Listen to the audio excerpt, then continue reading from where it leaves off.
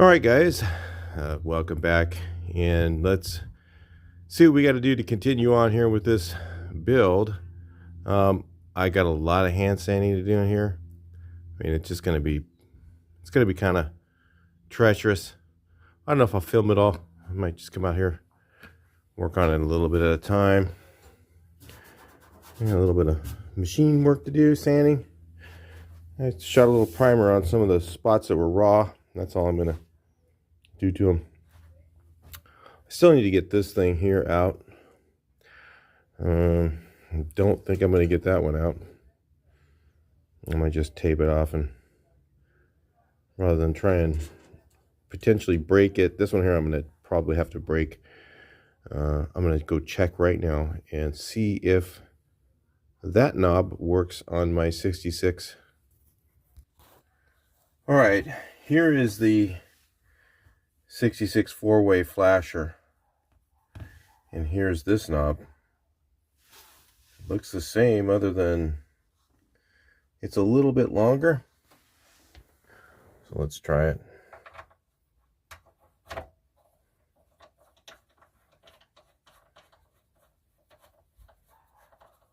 Think it'll work?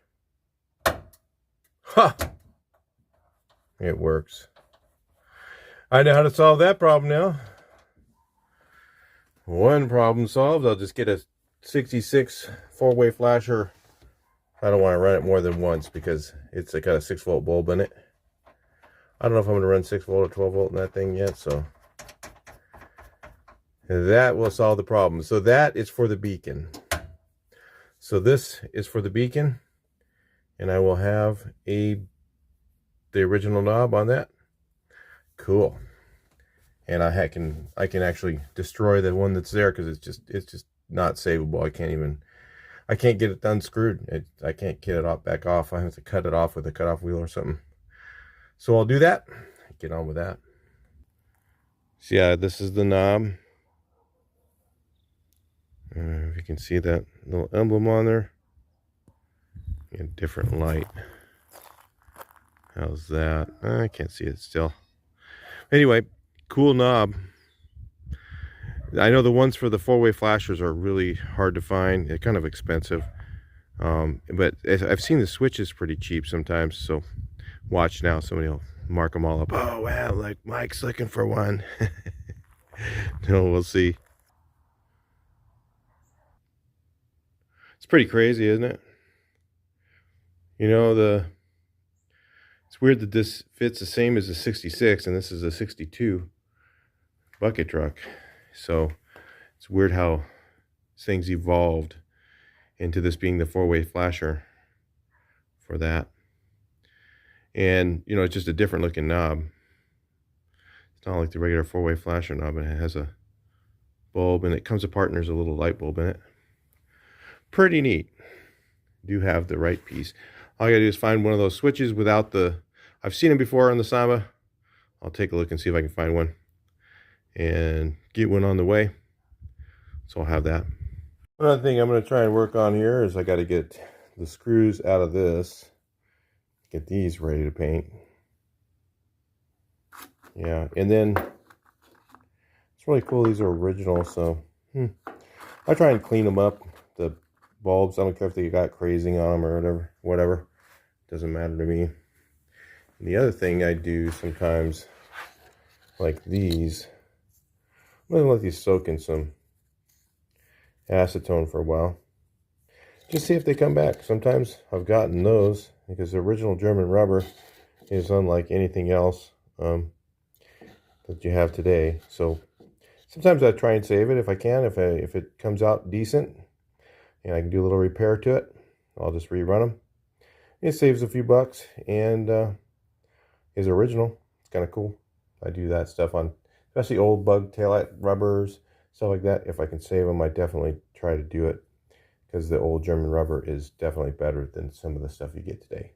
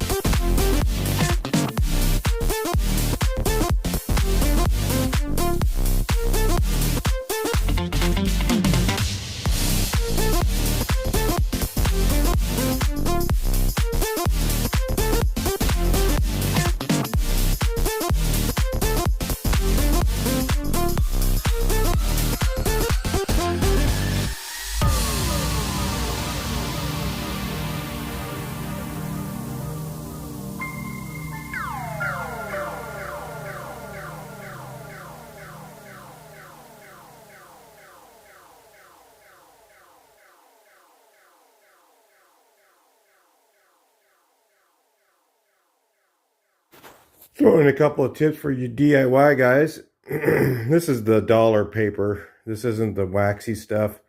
If you use this stuff, you've got to get it like while the paint's still wet. So a lot of times if you bury clear all over it, it can bleed through it. So be aware of that and maybe get it off right away. This is the cheap stuff, you know, like $1 or $2 from the paint store. This plastic here is a special plastic. I'll show you what it is. It will not flake. It is very much like the automotive stuff. I'll make sure I got it everything covered. I'm covering this up because I just don't like to sand off overspray. So to me, it's a little easier. Another trick here. This is a 3M hand masker. They also have a film that fits on this. If you get the red label film from 3M, it's a no flake film. Very much like the automotive stuff. They're not going to tell you that, but I will. Because the automotive, if you get the automotive Visqueen, it's very expensive. These are like about 50 bucks. Yeah, they're kind of expensive for what it is. But that's what it costs. And it's not a bad thing to have laying around if you're doing any painting at your house too. You can put film on here. I didn't use my film because I have this other stuff I'll show you. So this plastic here, it's called 3M hand masker plastic. Okay, and it comes in a big roll. You get a lot of it. It's between $15 and $20 or something like that, a roll. Way cheaper than the other. And any of the 3M stuff that has the red label on it is a no flake plastic. So the paint will actually stick to it. Or if you get some of the just regular Visqueen, you may have issues like the paint may go onto it, then you go to put your next coat on and it flakes off. Yeah, this won't normally do that. So, and this is not designed for automotive, but it works. It's a lot cheaper. Anyway, 3M hand masker. They have it at like Vista Paint. Maybe they have it at Dunn Edwards Paints. They may have it at Sherwin-Williams, one of those type of places. Or maybe they even have it on Amazon. I'm not sure. Right, a little something for your DIY guys that are trying to play around with something at your house. You know, your number one concern should be always your neighbors. And if you're, doing something, they're going to get upset, So sometimes out of sight, out of mind is a good idea. You could make something like this. This is an easy up. And these are drop cloths from Harbor Freight Tools. Got spring clamps to hold them on. And the reason that this is kind of good is it does hold back the wind pretty well. So there's a little bit of wind right now. Got a wind warning until it's not going to do like 30 miles an hour or something like that, but it'll contain everything to this area. So you can not, one of your biggest worries is doing something outside of a booth is your neighbors. Like I said, if you get overspray in their cars, they're going to be pissed off. They're going to call people. You're going to have a bad day. So as long as you keep them happy and, out of sight, out of mind, especially with something like this, you could actually, get away with doing a little bit of stuff. Not saying to do it all the time. Not saying to run a business out of your house or like that. But, you guys who are trying to DIY, your own paint job or something, it's an idea. The 12 by 12 one works better. This is a 10 by 10. You don't really have enough room to walk around if I was to paint the whole outside of something. But to do the jams on this, it's perfect. It keeps the spray from going to neighbors' houses and keeps everything contained. And does a nice job. Works a good job. You get enough ventilation so that a little bit of the overspray kind of dissipates slowly, so it doesn't, the heavier stuff will fall and not blow away. The lighter stuff that will dry quickly will kind of go into the air slowly, and you don't have to worry about that stuff. Just a little something for you guys. Anyway, all right, I'll talk to you guys later. All right, we're going in. I don't think I can film in here, guys. It's just ain't gonna work. Right, it's looking all right. Definitely got some flaws in it. You know, didn't expect too much inside here. Well, if you can just see, I mean, it's so tight in here to work. And it's not very bright in here. You guys can actually, it's actually brighter in the camera because the light sensor in this camera is pretty good. So I can get those night vision videos of the car shows and stuff like that. So yeah, I got a few runs in the dash. Of all places, great, you know. I don't know what happened there, but, well, I can tell you what happened. I mean, I'm using low pressure, you know. There's a lot of reasons you use low pressure to keep your overspray from being too much. And then, yeah, you lose some finish quality.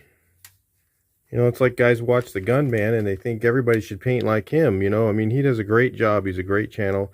No shade on him at all. He does a great job. But he's in a spray booth that's temperature controlled, always 85 degrees, and he's got good lighting and using the same products over and over, and he does a huge volume of vehicles.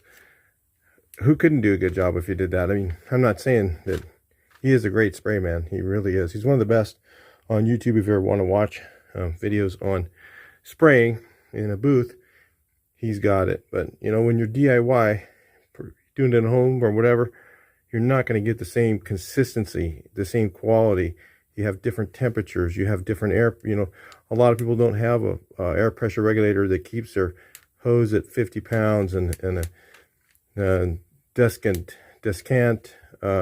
filter system. You know, you don't always have all that stuff. So you're not going to get the same quality as you will in a booth all the time. Sometimes you'll hit it, sometimes you won't. It's just hit and miss. It depends on, you know, the day, the problems you have that day, you know, the weather, you know, there's a lot of things that factor into that. So we'll get this thing out here a little bit, and once it's flashed, you know, it's going to still, and I think it's going to stretch out. There's some peel in it, you know, good amount of orange peel in it. That's all right. It's no dry spots, just some orange peel, you know, not bad. And all of it's fixable. You can color sand and buff. You can sand, color sand, and then respray and blend using blending reducer. You know, there's a ton of different ways to fix things, and that's where you get good.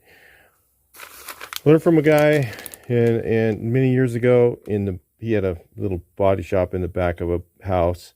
It was just like a little bootleg body shop, and you know, he turned out really nice work, and he showed me, you know, if you get this, you fix it this way, you know, and it's all about not what you get off the gun, it's what you get out the door, you know.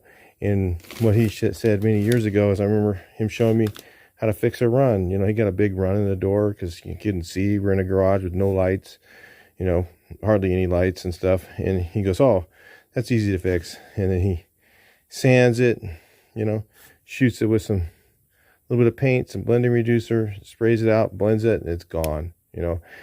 And then you color sand and buff stuff, you know, whatever. It just depends on the issue, and you learn how to come out of the rough, you know, looking good. That's just what you do. So anyway, we'll take a look at it a little bit, and then I'll bring you back in. All right, so we've got this thing sitting here for a while. It's still a little, you know, I didn't put, it was a slow hardener, and I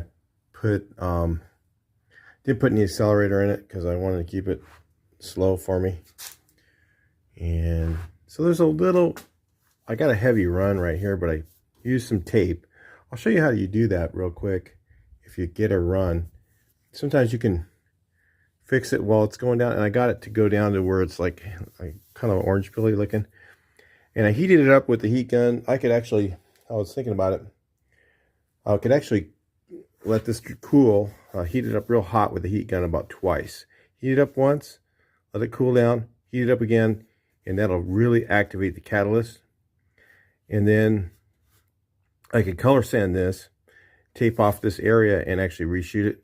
Well, once it's completely, it has to be completely catalyzed, or you'll have it wrinkle. So it, you know, and it's pretty much there right now. So I could actually probably color sand that and just reshoot a real light coat over that. And you could do it. You can fix a bad spot that way. So if you've got, that's one way to fix it. You know, I could just tape. I'll show you how to do that.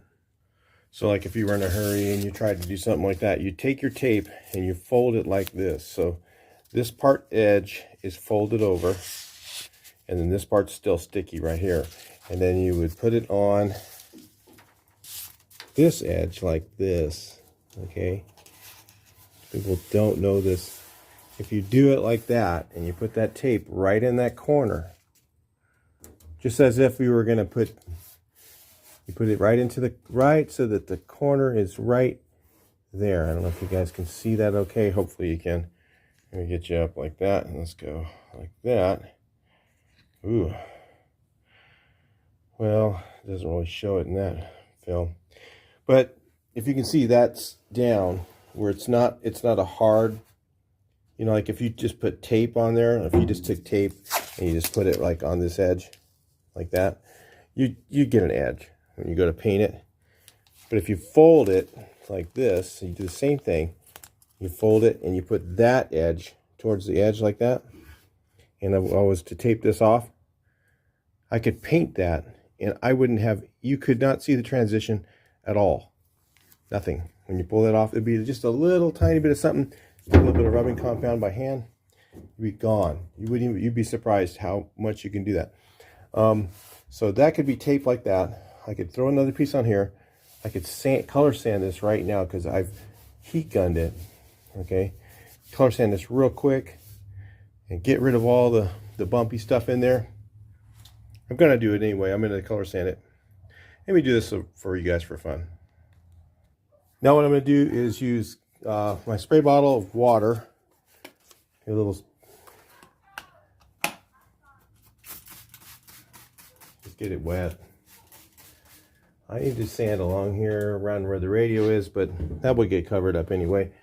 And then I'll just take my DA with 1200, okay, and we'll just run that area real quick and clean it up.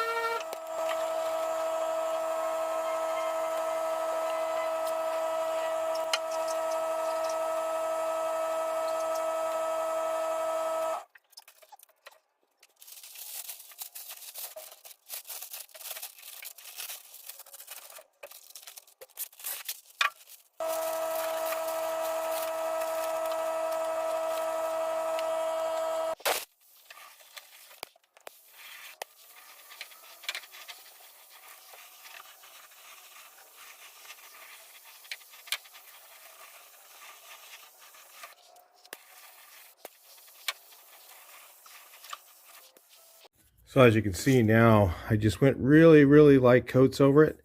I had a little tiny bit of, I just put a little bit of blending reducer in it so it would melt in a little bit nice to the other finish. You got to be really careful doing this premature like that, because even like you can see right here, the top of the tape, it'll actually polish right out. Just hit it with a buffer and that will go right away. You won't even need to put color sanded or anything. But, you know, using that heat gun, I can heat it up enough to where I could actually do it the same day. I still had some paint left. That's why I went ahead and did that. And I figured I didn't put clear on this, so I just went ahead with color only inside. So, yeah, that's just, I'm just trying to show you that if you, usually it's best to wait till the next day, okay? And go through and sand it. If you can really sand it really good. I didn't sand it quite good enough. I can still see a little bit of a curtain there. But if I sanded it really good, and then I could still, at this point, I could still color sand and buff that even now. Like I said, I use the same material. If it's the same material, you can do that. And just, it'll build right into the other coat. It won't separate itself from it. And you can do a few things like that to fix problems that you have if you've got a couple little things you're trying to fix. You know, like you get a run, get a dry spot, a big fat piece of dirt that you can't sand out. You know, something like that. You can sand it out real quick, spot it, blend it, and like I did all the way up to here, and you can't see it right now, but later on, you wouldn't be able to see that transition at all. I've done that on custom cars, on BMWs, Mercedes. I mean, they are picky, and they could never see it, because you just can't see it. It looks perfect if you do it that way with the folding the tape method. So I used to do my jams that way years ago. That's how we did our jams. Today they do them a lot different. They use that foam tape, you know. Actually, that stuff we kind of replaced some of those techniques. The foam tape is kind of cool stuff, but this is the old school way. Fold your tape. This is your backyard guy, you know, doing your car at your house, something like that. And that's kind of a cool little thing.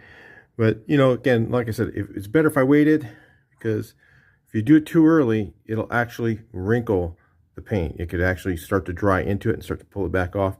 I know that it's just right, and I heat gunned it to where exactly at that point where I know it'll work, because I've done this in the field on ATM machines, all kinds of stuff. Right, the things I normally do for work right now, I'll get a flaw, because you're in the field. You know, you're gonna paint something, you're gonna make a mistake, you know, or you know, you're gonna have varying conditions. That's really the most thing. It's not really your mistake, it's the conditions change. You know, when you're not in a spray booth at 85 degrees on every car, exactly the same reducer, exactly the same spray method, everything's the same. And that's not that hard to do, really. I mean, it is hard, but, you know, it's not nearly as hard as trying to do something when conditions change. You got 40 degrees one day, you got, you know, 70 degrees another day, you got cars that are close to you, you got to worry about getting overspray on. That's much harder than just dealing with, you know, just trying to make your spray finish look good, you know. So anyway, that's just a little stuff. When you're at home, you should be worried about all of those things. You know, when you're working in your garage, you shouldn't be just worried about just your spray finish. You should be worried about, you know, where's my overspray going? You know, who's it going to bother? You know, who's it going to land on their car? All that stuff. Is it going to go that far? Yes, it will. You'd be surprised how far overspray goes.